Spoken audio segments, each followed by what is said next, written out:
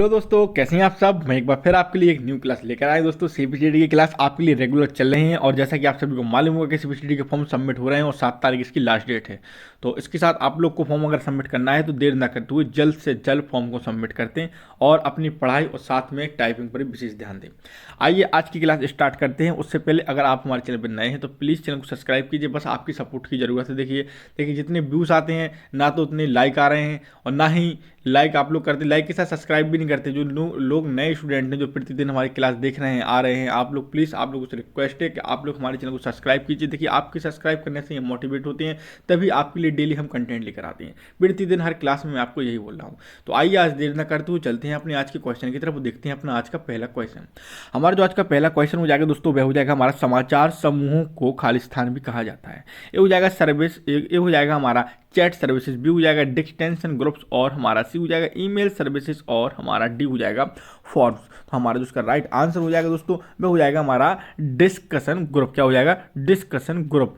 समाचार समूह को डिस्कशन ग्रुप भी कहा जाता है। हमारा B option is the right answer हो जाएगा। इसी के साथ देखते हैं हम अपना second question. Messenger mail box निम्न में से किस एप्लीकेशन में हुआ करता था?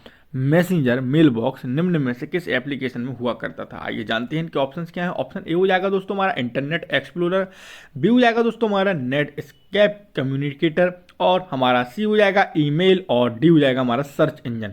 हमारा जो इसका राइट जो आंसर हो जाएगा दोस्तों वह हो जाएगा बी नेट स्केप कम्युनिकेटर। क्या हो जाएगा दोस्तों? नेट स्केप कम्युनिकेटर, यानी हमारा B option is the right answer हो जाएगा। इसी के साथ चलते हैं अपने अगले क्वेश्चन की तरफ और जानते हैं अपना अगला क्वेश्चन। हमारा जो तीसरा क्वेश्चन हो जाएगा दोस्तों वह हो जाएगा माइक्रोसॉफ्ट पावर पॉइंट में नोट्स पेन डिफॉल्ट रूप से निम्नलिखित में से किस व्यू में प्रदर्शित होता है? ये हो जाएगा हमारा नॉर्मल व्यू, भी हो जाएगा हमारा आउट व्यू, आउटलाइन व्यू और हमारा सी हो जाएगा इंसर्ट व्यू और डी हो जाएगा हमारा डिजाइन व्यू। हमारा जो इसका राइट आंसर हो जाएगा दोस्तों वह हो जाएगा हमारा नॉर्मल व्यू, यानी हमारा ए ऑप्शन बिल्कुल सही हो जाएगा। अब चलते हैं अगले क्वेश्चन की तरफ और जानते हैं चौथा क्वेश्चन क्या है। चौथा क्वेश्चन हो जाएगा दोस्तों माइक्रोसॉफ्ट एक्सेल 2010 में एक पाई चार्ट खालिस्तान मीनू से उत्पन्न किया जा सकता है। देखिए अभी जो एग्जाम में सीबीसीडी में एग्जाम में क्वेश्चन आ रहे हैं वो एमएस ऑफिस 2016 से आ रहे हैं, लेकिन अगर कोई एक आध क्वेश्चन अगर आएगा तो 10 से भी आएगा, याद रखना। अभी 10 और 16 दो जगहों से सबसे ज़्यादा क्वेश्चन बन रहे हैं, ठीक है ना। तो यहाँ से देख लेते हैं अपना चौथा क्वेश्चन क्या था। माइक्रोसॉफ्ट एक्सेल 2010 में एक पाई चार्ट खालिस्तान मीनू में उत्पन्न किया जा सकता है। तो हमारा इनके ऑप्शन देखते हैं। ए हो जाएगा डेटा, बी हो जाएगा इलेक्ट्रिशियन और हमारा सी हो जाएगा इंसर्ट और डी हो जाएगा हमारा प्रेजेंटेशन। हमारा जो इसका राइट आंसर हो जाएगा वह हो जाएगा हमारा इंसर्ट। क्या हो जाएगा दोस्तों? इंसर्ट हो जाएगा हमारा। चलते हैं इसी के साथ अपने पांचवें क्वेश्चन की तरफ और जानते हैं पांचवा क्वेश्चन क्या है। हमारा जो पांचवा क्वेश्चन हो जाएगा वह हो जाएगा हमारा ALU का पूर्ण रूप है, यानी ALU का पूरा नाम यहाँ पर देखते हैं क्या है। ये हो जाएगा हमारा अर्थमेटिक लॉजिक यूनिट, बी हो जाएगा एरे लॉजिक यूनिट और हमारा सी हो जाएगा एप्लीकेशन लॉजिक यूनिट और हमारा डी हो जाएगा एप्लीकेशन लेयर यूनिट। और देखिए इसके साथ एक क्वेश्चन यहाँ मैं आपको और एक्स्ट्रा बताना चाहूँगा। जैसे कि यहाँ पर ALU लिखा है, क्या लिखा है दोस्तों? ALU ये लिखा हुआ है, ठीक है ना। तो ALU यहाँ पर जो लिखा हुआ है उसका हिंदी में देखिए नाम भी लिखा है अंक तर्क इकाई, अंक गणितीय तर्क इकाई, और हिंदी में लिखा हुआ है सारणी तर्क इकाई। तो यहाँ पर इनके हिंदी में भी नाम दिए गए हैं, आप देख सकते हैं। पर यहाँ पर जो ALU का पूरा नाम है वह दोस्तों हमारा उसका राइट जो आंसर हो जाएगा वह फर्स्ट ऑप्शन हो जाएगा, यानी हमारा अर्थमेटिक लॉजिक यूनिट अंक गणितीय तर्क इकाई। क्या हो जाएगा हिंदी में इसका नाम? अंक गणितीय तर्क इकाई, यानी अर्थमेटिक लॉजिक यूनिट ALU का पूरा नाम हो जाएगा। अब चलते हैं अपने अगले क्वेश्चन की तरफ और देखते हैं अपना अगला क्वेश्चन। हमारा जो छठवां क्वेश्चन हो जाएगा वह हो जाएगा निम्नलिखित में से क्या एक बूटेबल डिस्क नहीं है? निम्नलिखित में से क्या एक बूटेबल डिस्क नहीं है? ए हो जाएगा हमारा CD-ROM, बी हो जाएगा फ्लॉपी डिस्क और हमारा सी हो जाएगा DVD ड्राइव और हमारा डी हो जाएगा डॉस। तो हमारा इनमें से कौन एक बूटेबल डिस्क नहीं है दोस्तों? तो हमारा डॉस नहीं है। कौन नहीं है? डॉस। बाकी ये हमारा ऑप्टिकल डिस्क के अंतर्गत आता है, CD-ROM फ्लॉपी डिस्क वगैरह और CD ड्राइव, ठीक है ना, ये अलग सिस्टम है। चलते हैं अपने सातवें क्वेश्चन की तरफ और जानते हैं सातवां क्वेश्चन क्या है।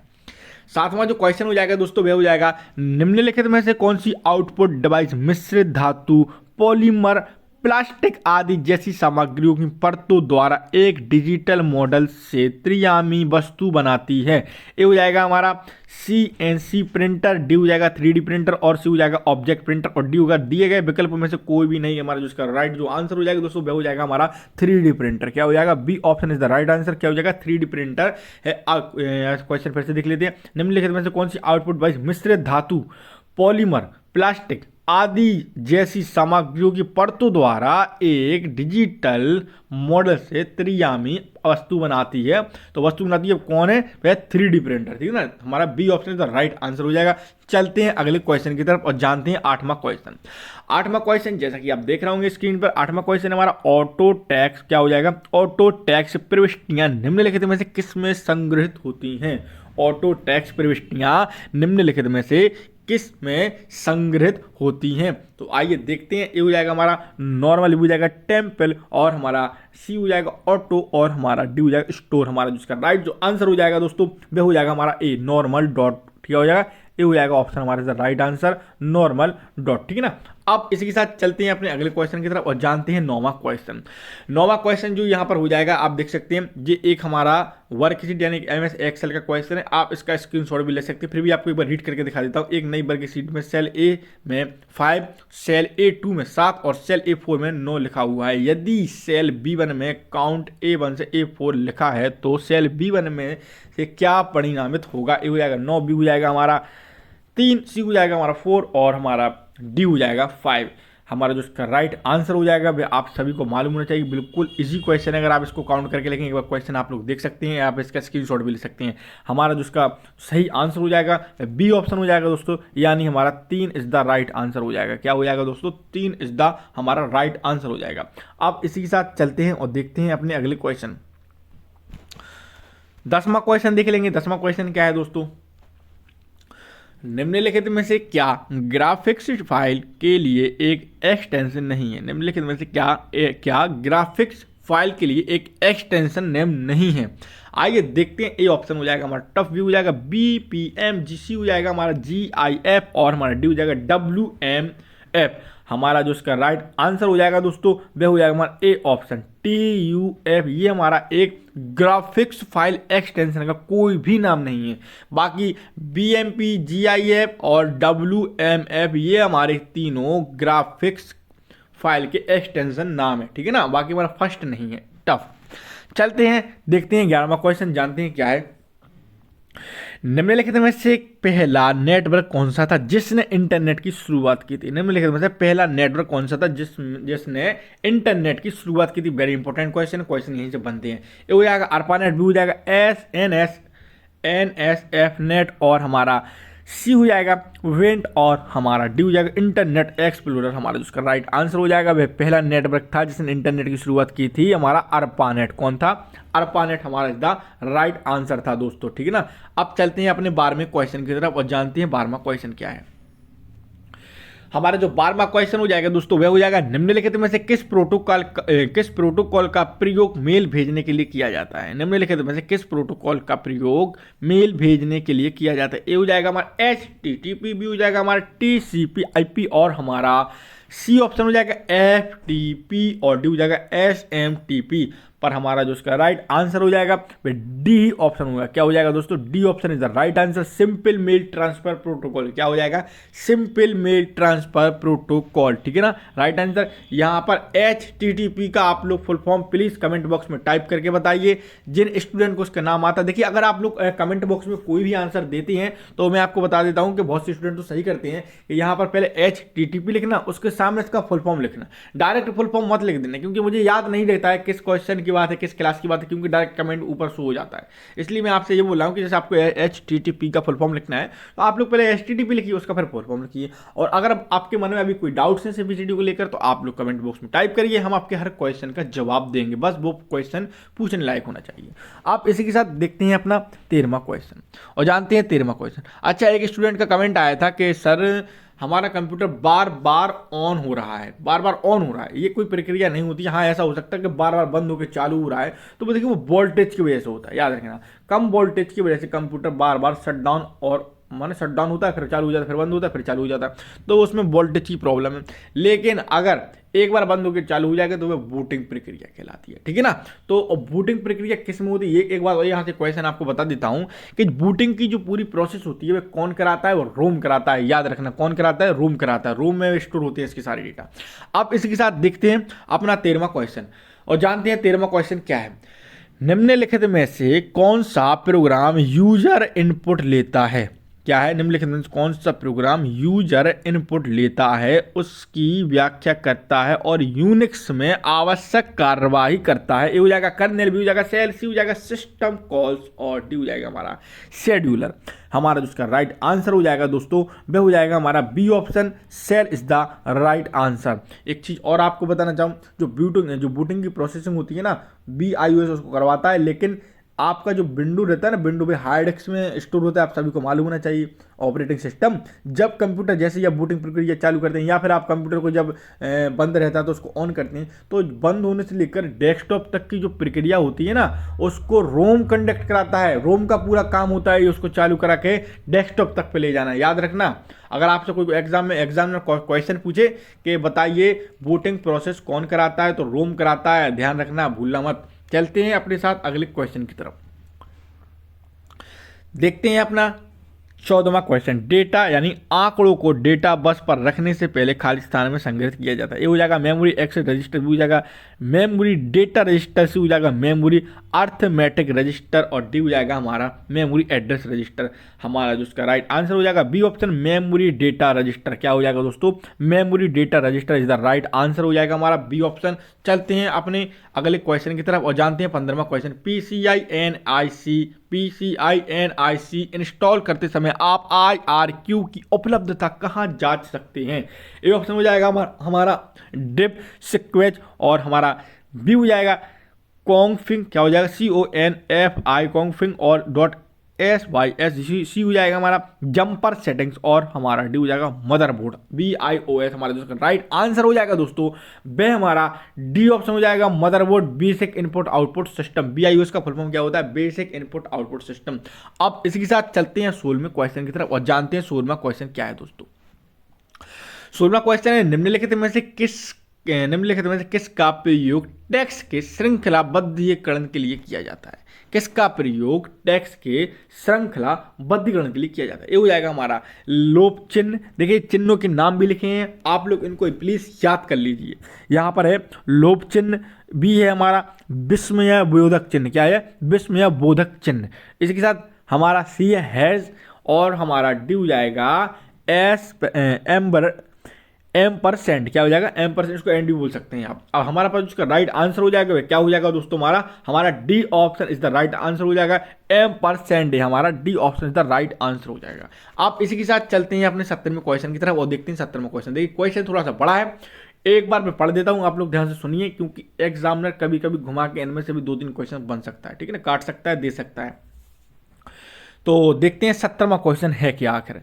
खालिस्तान एक ऐसा नियंत्रित निजी नेटवर्क है, किसकी बात हो रही है, याद रखना, निजी नेटवर्क की बात हो रही है यहाँ पर। निजी नेटवर्क है जो ग्राहकों, भागीदारों, विक्रेताओं, आपूर्तिकर्ताओं और अन्य व्यवसायों को जानकारी प्राप्त करने की अनुमति देता है और विशेष रूप से एक विशिष्ट कंपनी या शैक्षणिक संस्था के बारे में यह एक ऐसा संगठन के संपूर्ण नेटवर्क तक उपागम प्रदान किए बिना करता है। अब देखते हैं इसके ऑप्शन, इनके ऑप्शंस क्या है, फिर हमें आपको इसका आंसर बताऊं। ए हो जाएगा हमारा लैन यानी लोकल एरिया नेटवर्क, बी हो जाएगा हमारा एक्स्ट्रा नेट और इसी के साथ हमारा सी हो जाएगा WAN यानी वाइड एरिया नेटवर्क और हमारा डी हो जाएगा मेट्रोपॉलिटन एरिया नेटवर्क यानी मैन। हमारा पर इसका राइट आंसर हो जाएगा वे क्या हो जाएगा दोस्तों, एक्स्ट्रा नेट। क्या हो जाएगा, extra net is the right answer. Extra net, एक एक्स्ट्रा नेट ऐसा नियंत्रित निजी नेटवर्क है जो ग्राहकों, भागीदारों, विक्रेताओं, आपूर्तियों और अन्य व्यवसायों को जानकारी प्राप्त करने की अनुमति देता है। विशेष रूप से एक विशिष्ट कंपनी या शैक्षणिक संस्था के बारे में यह संगठन के संपूर्ण नेटवर्क तक उपागम प्रदान किए बिना करता है, यानी हमारा एक्स्ट्रा नेट है। ये B option is the right answer. चलते हैं देखते हैं 18वां क्वेश्चन। 18वां जो क्वेश्चन हो जाएगा वह हो जाएगा जब आप किसी फाइल को डिलीट करते हैं तो यह डिफॉल्ट रूप से खाली स्थान में चली जाती है। ए हो जाएगा रिसाइकल बिन, बी हो जाएगा पिक्चर फोल्डर और हमारा सी हो जाएगा डॉक्यूमेंट फोल्डर और हमारा डी हो जाएगा कंट्रोल पैनल। तो आप जानते होंगे किसी भी फाइल को जब आप डिलीट करते हैं या किसी भी कोई भी फाइल हो कंप्यूटर में XYZ, तो सबसे पहले कहाँ पहुंच जाती है, डिलीट होकर रिसाइकल बिन में पहुंच जाती है। कहाँ पहुंच जाती है, रिसाइकल बिन में, यानी हमारा A option is the right answer हो जाएगा। अब चलते हैं अपने 19वें क्वेश्चन की तरफ और जानते हैं 19वां क्वेश्चन क्या है दोस्तों। हमारा जो 19वां क्वेश्चन है वे देख लेते हैं। हाँ, 19वां क्वेश्चन है माइक्रोसॉफ्ट पावर पॉइंट के निम्नलिखित में से किस विकल्प से आप एक ऑब्जेक्ट से एनिमेशन कॉपी करके एक अन्य ऑब्जेक्ट पर अप्लाई कर सकते हैं। ए हो जाएगा फॉर्मेट प्रिंटर, बी हो जाएगा हमारा प्रिंटर, सी हो जाएगा कॉपी और पेस्ट और डी हो जाएगा हमारा एनिमेशन। हमारा जो इसका राइट आंसर हो जाएगा दोस्तों वह हो जाएगा हमारा डी ऑप्शन एनिमेशन। क्या हो जाएगा, animation is the right answer. इसी के साथ 20वें क्वेश्चन की तरफ चलते हैं, देखते हैं 20वां क्वेश्चन क्या है।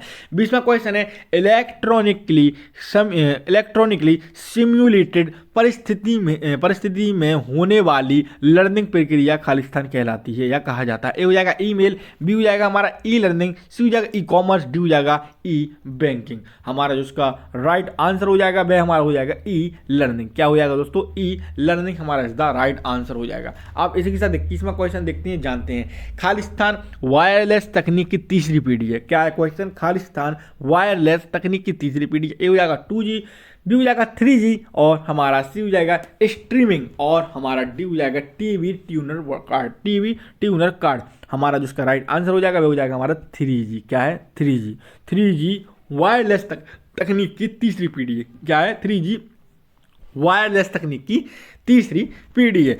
आप इसी के साथ 22वां क्वेश्चन देख लेते हैं। 22वां क्वेश्चन क्या है दोस्तों, 22वां क्वेश्चन है फंक्शन कुंजियों की अपेक्षा एक शॉर्टकट बनाने के लिए कौन सी कुंजियों का उपयोग किया जाता है। एक हो जाएगा टॉगल कुंजी, बी हो जाएगा स्पेशल कुंजी, सी हो जाएगा कॉम्बिनेशन कुंजी और डी हो जाएगा संख्यात्मक कुंजी। हमारा जो इसका राइट आंसर हो जाएगा C is the right answer, combination कुंजियां। क्या हो जाएगा, कॉम्बिनेशन कुंजियां कहलाती हैं।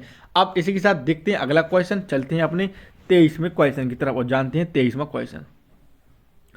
23वां क्वेश्चन हो जाएगा एक प्रिंटर रेजोल्यूशन निर्धारित करने के लिए खालिस्तान मापन का उपयोग किया जाता है। ए हो जाएगा BPI और हमारा बी हो जाएगा DPI और हमारा सी हो जाएगा API और डी हो जाएगा हमारा CPI। क्वेश्चन क्या था, एक प्रिंटर रेजोल्यूशन निर्धारित करने के लिए मापन का उपयोग किया जाता है, यानी किसका किया जाता है। हमारा जो इसका राइट आंसर हो जाएगा वह हो जाएगा हमारा DPI यानी डॉट पर इंच। क्या हो जाएगा, डॉट पर इंच। एक printer, very very very important question है, याद रखना। एक प्रिंटर रेजोल्यूशन निर्धारित करने के लिए डॉट पर इंच यानी DPI मापन का प्रयोग किया जाता है। चलते हैं 24वें क्वेश्चन की तरफ। निम्नलिखित में से कौन सा एक कंटेनर की भांति कार्य करता है जिसमें आप फाइलों को स्टोर कर सकते हैं। क्या है क्वेश्चन, निम्नलिखित में से कौन सा एक कंटेनर की भांति कार्य करता है जिसमें आप फाइलों को स्टोर कर सकते हैं। ए हो जाएगा आइकन, बी हो जाएगा डॉक्यूमेंट, सी हो जाएगा फोल्डर, डी हो जाएगा हमारा सीट। हमारा जो उसका राइट आंसर हो जाएगा वह हो जाएगा दोस्तों हमारा सी फोल्डर, ये 100 सी ऑप्शन यानी फोल्डर। अब चलते हैं अपने 25वें क्वेश्चन की तरफ और जानते हैं 25वां क्वेश्चन क्या है।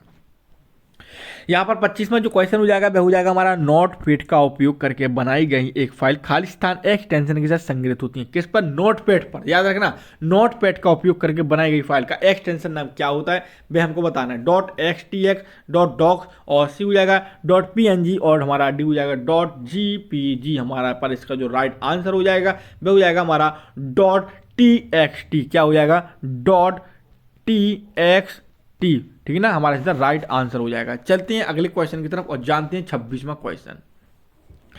26वां क्वेश्चन देख लेते हैं। 26वां क्वेश्चन, खालिस्तान एक पैकेज है जिसका प्रयोग प्रिंटिंग प्रेस में किया जाता है। खालिस्तान एक पैकेज है जिसका प्रयोग प्रिंटिंग प्रेस में किया जाता है। ये हो जाएगा हमारा लोटस, बी हो जाएगा हमारा डी बेस और सी हो जाएगा पेज मेकर और डी हो जाएगा वर्ड परफेक्ट। हमारा पर इसका जो राइट आंसर हो जाएगा दोस्तों 26वें का वह हो जाएगा हमारा पेज मेकर यानी C option is the right answer हो जाएगा। चलते हैं 27वें क्वेश्चन की तरफ और जान लेते हैं 27वां क्वेश्चन क्या है।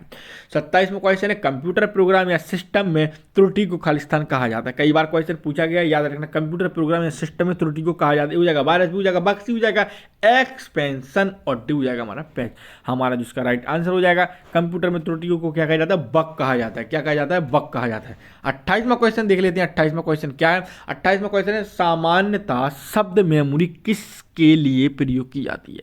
सामान्यतः शब्द मेमोरी किसके लिए प्रयोग की जाती है? ये ऑप्शन हो जाएगा हमारा कंट्रोल, बी हो जाएगा स्टोरेज, सी हो जाएगा लॉजिक, और डी हो जाएगा हमारा इनपुट। हमारे पास इसका राइट आंसर हो जाएगा, वे हो जाएगा हमारा स्टोरेज, यानी हमारा B option is the right answer हो जाएगा। चलते हैं इसके साथ अगले क्वेश्चन की तरफ और जानते हैं 29वां क्वेश्चन क्या है हमारा। 29वां क्वेश्चन है, माइक्रोसॉफ्ट वर्ड में इंसर्शन पॉइंट से पहले एक शब्द को डिलीट करने के लिए खालिस्तान कुंजी का संयोजन उपयोग करते हैं। कई बार ये क्वेश्चन भाषाओं, लैंग्वेजों को चेंज करके पूछा गया है। याद रखना, फिर से क्वेश्चन को रिपीट करता हूं। माइक्रोसॉफ्ट वर्ड में इंसर्चर पॉइंट से पहले एक शब्द को डिलीट करने के लिए खालिस्तान कुंजी का संयोजन किया जाता है। ए हो जाएगा control plus backspace, B हो जाएगा शिफ्ट प्लस बैक स्पेस, और सी हो जाएगा कंट्रोल प्लस डिलीट, और डी हो जाएगा शिफ्ट प्लस डिलीट। हमारा इसका राइट आंसर हो जाएगा, बी हो जाएगा कंट्रोल प्लस बैक स्पेस। क्या हो जाएगा? Control plus back space insertion point के पहले। अगर आप डिलीट का ऑप्शन का भी प्रयोग करेंगे तो शायद वो भी हो जाएगा। करके देखिएगा एक बार प्रैक्टिकल इसको। 30वां क्वेश्चन चलते हैं। 30वें क्वेश्चन की तरफ जानते हैं अपना आज का लास्ट और आखिरी क्वेश्चन। हमारा जो क्वेश्चन है, माई एस क्यू एल के डेटा से डेटा प्राप्त करने के लिए निम्नलिखित में से कौन सी कमांड का प्रयोग किया जाता है? ए हो जाएगा इंसर्ट, बी हो जाएगा डिलीट, सी हो जाएगा सेलेक्ट, और डी हो जाएगा हमारा अपडेट। हमारा जो इसका राइट आंसर हो जाएगा, वह हो जाएगा हमारा सेलेक्ट, यानी C option is the right answer हो जाएगा। इसी के साथ दोस्तों क्लास हमारी पूरी होती है। उम्मीद है क्लास आपको पसंद आई होगी। बस आपसे रिक्वेस्ट ये है कि अगर आप हमारे चैनल में नए हैं तो प्लीज़ हमारे चैनल को सब्सक्राइब कीजिए और बेल आइकन को ऑन कीजिए, ताकि क्लास का नोटिफिकेशन सबसे पहले आपके पास पहुंचे। मिलते हैं हम अपनी अगली क्लास में, तब तक के लिए दोस्तों नमस्कार।